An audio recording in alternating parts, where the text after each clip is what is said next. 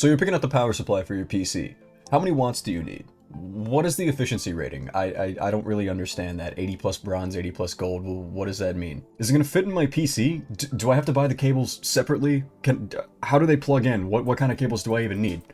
Don't worry, just sit back and relax. I'll explain everything in this video so that you know exactly what you need to look for when searching for a new power supply. So the first thing I do whenever I'm looking for a power supply is I make sure that it has enough wattage supplied for the build that I have in mind. And there's a really easy way to do that. Newegg has made it super simple. I will be leaving the link to this website in the description down below, but it makes picking out your power supply super easy. All you have to do is select, we're just going to click on some random stuff here, blah, blah, blah.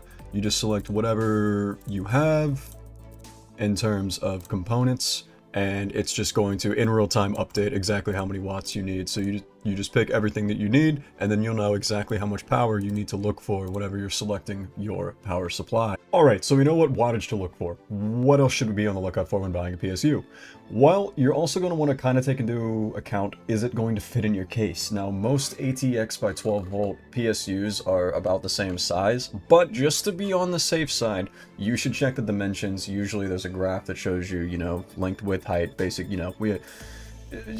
basic math that you'll have to do in order to make sure that it is going to fit. The standard size for most PSUs, you're looking at about 150 millimeters in width, 86 millimeters in height, and 144 millimeters in depth. Now, again, this can vary generally only if you're looking at higher end power supplies that are putting out a lot more power. Generally, then they'll be a bit bigger. So it's always good to just double check and make sure that everything's going to fit. The last thing you want to do is go through something that I've gone through before and try to put a power supply in a case only to find out that it just simply doesn't fit. Now, there's two types of power supplies when it comes to having all the cables and everything. Generally, most power supplies will come with all the cables that they need in one of two ways. If it is a non-modular power supply, what that means is you cannot, the cables are not detachable. You can't add more, you can't take the ones that are in there out easily. At least I'm sure that you could cut them out, but I would not advise doing that. Very dangerous.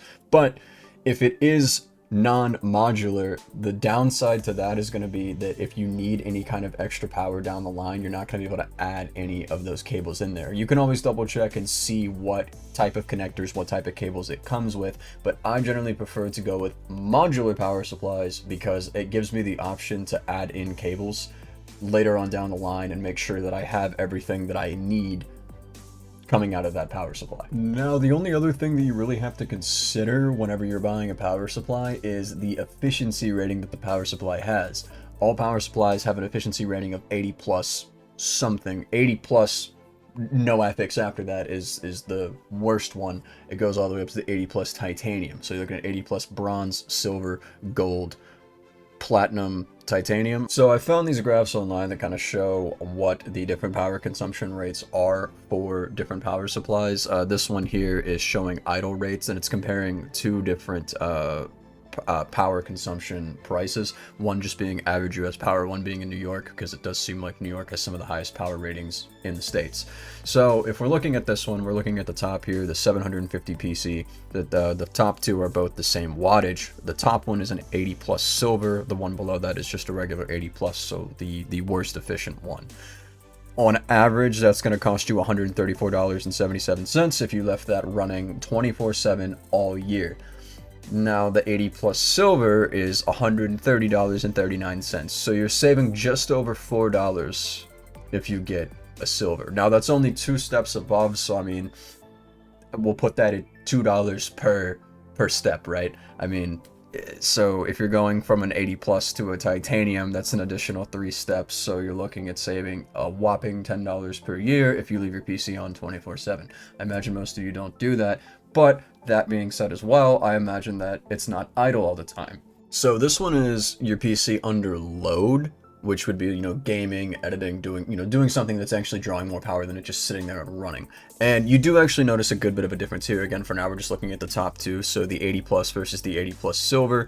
Regular 80 plus, you're doing $586.21 versus $558.82. Now that's a $30 difference, which, I mean, over the years will tend to add up. Now, if we look at the 80 plus platinum at 1,275 watts, that's going to be $832.75 per year. Now, looking at the regular 1,200 watt 80 plus, and now bear in mind, that's 75 watts less than the the platinum one, you notice that it's $912. So at the higher end, you definitely start to see more of a reason to go for more efficient power supplies. But I generally think that on the lower end of things, it's so negligible that it doesn't really matter all that much. Jumping back to this graph on idle efficiency, we'll also take a look here at the, the 1200 watt 80 plus and the 1275 80 plus platinum.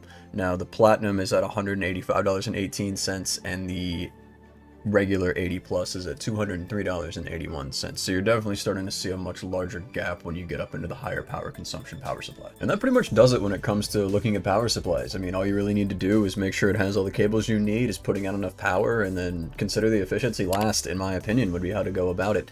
If there's anything that I missed, any questions you might have, leave them down in the comments below. Also, don't forget to jump into the Discord. We have a lot of tech workshops. We have access to stream and PC help. There's a channel dedicated for that in the L8NC Discord. I'll leave that down below as well.